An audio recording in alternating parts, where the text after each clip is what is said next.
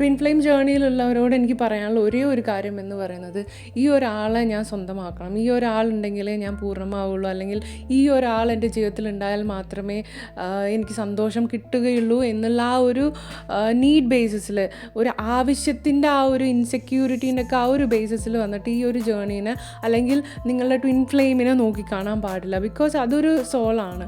ആ ഒരു സോളിന് ഈ ഒരു ലോകത്തിന് എക്സ്പീരിയൻസ് ചെയ്യാനുള്ള ഫ്രീഡം നിങ്ങൾ കൊടുക്കണം. നിങ്ങൾ നിങ്ങളിലേക്ക് നോക്കുകയാണ് വേണ്ടത്. ഞാനിത് ഫസ്റ്റ് തൊട്ട് പറയുന്ന ഒരു കാര്യമാണ്. ബിക്കോസ് ഈ ഒരു ലോകത്തിലെ ഏറ്റവും വലിയ ലക്ഷറി എന്ന് പറയുന്നത് ഫ്രീഡമാണ്. അത് നിങ്ങൾക്ക് വേറെ ആൾക്ക് കൊടുക്കാൻ കഴിഞ്ഞെങ്കിൽ, അല്ലെങ്കിൽ ഈ ഒരു ഫ്രീഡം ഞാൻ കൊടുക്കുമെന്ന് സ്വയം അക്സെപ്റ്റ് ചെയ്യാൻ പറ്റിയെങ്കിൽ അവിടെയാണ് നിങ്ങൾ ജയിക്കുന്നത്. എപ്പോഴും മനസ്സിലാക്കുക, നമ്മൾ ഈ ഒരു രീതിയിൽ എത്തിയത്, അല്ലെങ്കിൽ നമ്മൾ ഈ ഒരു ലെവലിൽ എത്തിയത് നമ്മളുടെ ഓൺ എക്സ്പീരിയൻസ് കാരണമുണ്ടും നമ്മൾ അനുഭവിച്ച പെയിൻ കാരണമുണ്ടും അതിൽ നിന്ന് നമ്മൾക്ക് യൂണിവേഴ്സ് സംതിങ് നമ്മൾക്ക് പഠിപ്പിച്ചു തന്നു. അതിൽ നിന്ന് നമ്മൾ ഗ്രോ ആവുകയാണ്, അല്ലേ? സോ അത് നമ്മളുടെ ഓൺ പേഴ്സണൽ ജേർണിയാണ്. നമ്മളിനെ ആരും ഹെൽപ്പ് ചെയ്യാനൊന്നും വന്നിട്ടില്ല. സോ നിങ്ങൾ എന്തിനാണ് വേറൊരാളിനെ ഹെൽപ്പ് ചെയ്യാൻ പോകുന്നത്, അല്ലേ?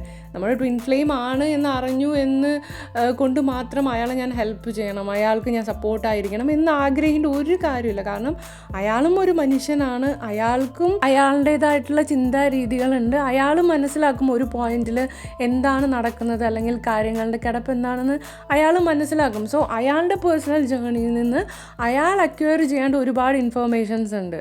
അയാളാണ് യൂണിവേഴ്സായിട്ട് കണക്റ്റ് ആവേണ്ടത്. അത് യൂണിവേഴ്സിന് വിട്ടുകൊടുക്കുക. നിങ്ങളുടെ പാർട്ട് ഇല്ല ഇവിടെ, ശരിക്കും പറഞ്ഞു കഴിഞ്ഞാൽ. ഇനി വേറൊരു കാര്യം പറയുകയാണെങ്കിൽ, യൂണിവേഴ്സിൻ്റെയും ഡിവൈൻ മാസ്കുലിൻ്റെയും നടുക്ക് നിൽക്കുന്ന ഏറ്റവും വലിയ പാറ എന്ന് പറയുന്നത് ഡിവൈൻ ഫെമിനൻ തന്നെയാണ്. കാരണം അവർ ചേസ് ചെയ്തുകൊണ്ടേയിരിക്കും. അതുകൊണ്ട് തന്നെ ഈ ഒരു ജേർണിക്ക് ഒരു ഗ്രോത്തോ ഒരു ചേഞ്ചോ ഒന്നും കാണില്ല.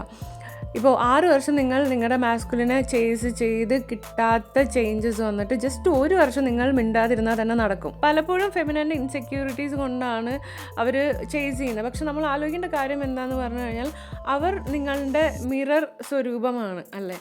അപ്പോൾ നിങ്ങളില്ലാതെ അവരില്ല, അതാണ് സത്യം. അവരില്ലാതെ നിങ്ങളുമില്ല. അപ്പോൾ രണ്ടുപേരും കോംപ്ലിമെൻറ്റ് ചെയ്യുന്നവരാണ്. അപ്പോൾ ഇവിടെ വന്നിട്ട് ഇൻസെക്യൂരിറ്റീസിൻ്റെ ഒരു കാര്യമില്ല. ഇൻസെക്യൂരിറ്റീസ്, ഈഗോ, പ്രൈഡൊക്കെ ഉള്ളിൽ വരുമ്പോഴാണ് നിങ്ങളുടെ ഉള്ളിൽ സെപ്പറേഷൻ നടക്കുന്നത്.